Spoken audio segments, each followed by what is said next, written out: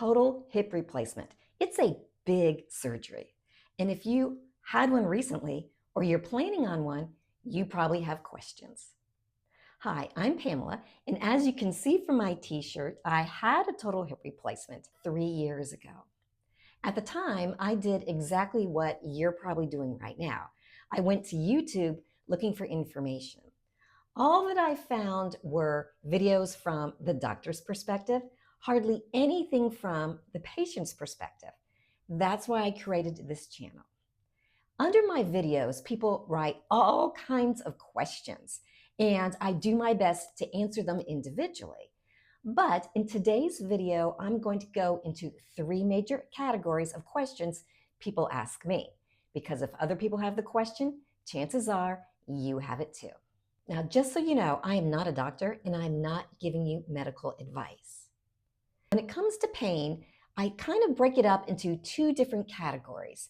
There's short-term pain immediately after your surgery, maybe for the first couple of weeks. And then there's long-term pain, the pain that lingers on for perhaps months. After my surgery, I had very little short-term pain, probably because I took my pain medication exactly on the schedule that my doctor prescribed for me. What I did have was long-term pain at night. For the next month, leading into 2 months, I did have a lot of trouble sleeping. I didn't have trouble falling asleep, but what would happen was maybe after 3 or 4 hours of sleep, I would wake up with that burning pain in my thigh. I finally got to the place where I realized that it probably was being caused by stiffness, basically for me just lying in bed. And I learned that if I got up, kind of walked around the house, it would kind of get my juices flowing just enough to start to ease that pain.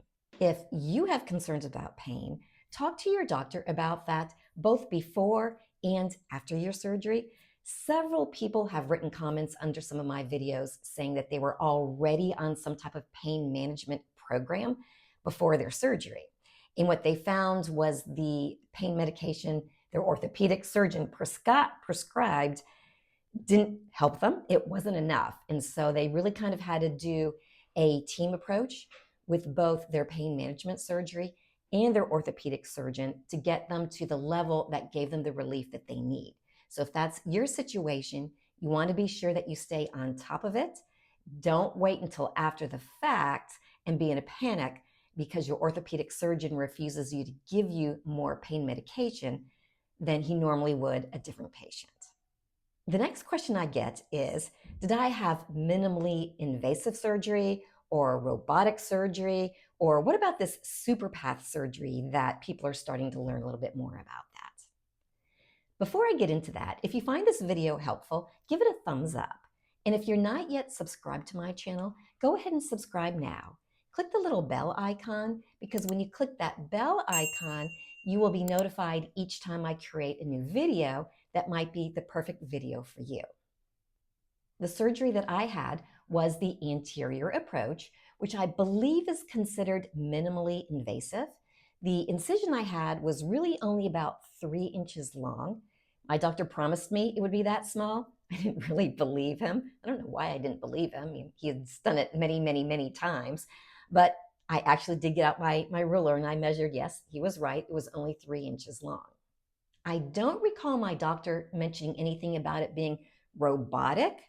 He did tell me before the surgery that they would take a series of x-rays actually during the surgery itself to be sure that the implant was put in the right location, and more important, well, equally important, my leg length would be the same. I did a whole nother video talking about discrepancies in leg length because that's a real problem a number of people end up with after their surgery. And ideally, you want to be sure that that does not happen to you. That was my situation. The real question here for you is, what is the right surgery for you?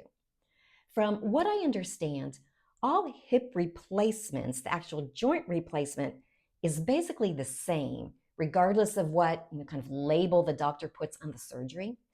The difference is how the incision is done and where on your body the incision is made. Some surgeries are what we would kind of consider to be the traditional type surgery, the posterior approach, where they make a longer incision on your backside. That's what my grandmother did when I was about 12. That's what my mother had her surgery probably about 15 years ago. The thing to keep in mind, though, is this is not like ordering your pizza the way that you want it to be. You're not asking for pepperoni and more cheese. Whatever doctor you end up with, you want to be sure that you're doing a surgery with him, or he's doing the surgery on you, that he has a lot of experience with. Something that's kind of trendy right now, like SuperPATH, that we're hearing a lot about in the media, that has a special certification program, and the doctor needs to be professionally trained in that surgery, which sounds great unless he just got certified in that a couple of months ago. Personally, I would rather have a traditional, old-fashioned surgery like my grandma had and be my doctor's 200th patient or 500th patient. I'd rather have that than something that's new and cutting edge if I was the doctor's 10th patient. So if you're considering some type of esoteric or highly specialized surgery, ask your doctor some real specific questions about how many times has he been the lead surgeon on that surgery that he's proposing for you.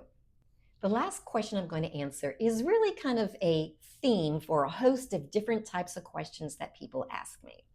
The theme is, what do people think I recommend they should do about their individual situation?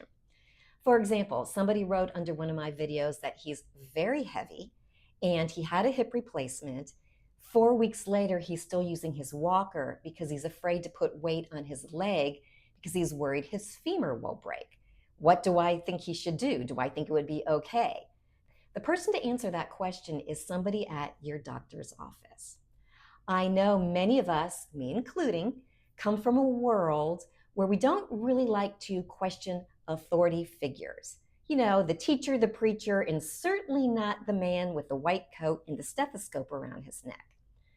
We think, I'll just wait until my regularly scheduled appointment. But folks, don't do that to yourself.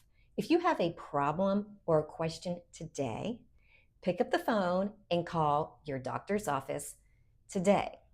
Chances are you may not be able to talk to the actual doctor, but you'll probably be able to talk to the nurse or the physical therapist or the physician's assistant. Also, my gut tells me if you have a question, you are probably not the first person in your doctor's office to ask that question. They probably have an answer for you, even without talking to the MD about your unique situation. You aren't pestering them if you call. You're the patient, and let me put it this way. If you don't call them, they're going to think nothing's wrong. Or more likely, if you don't call them, they're not thinking about you at all, because who are they thinking about? They're thinking about their next patient. Until next time, take care.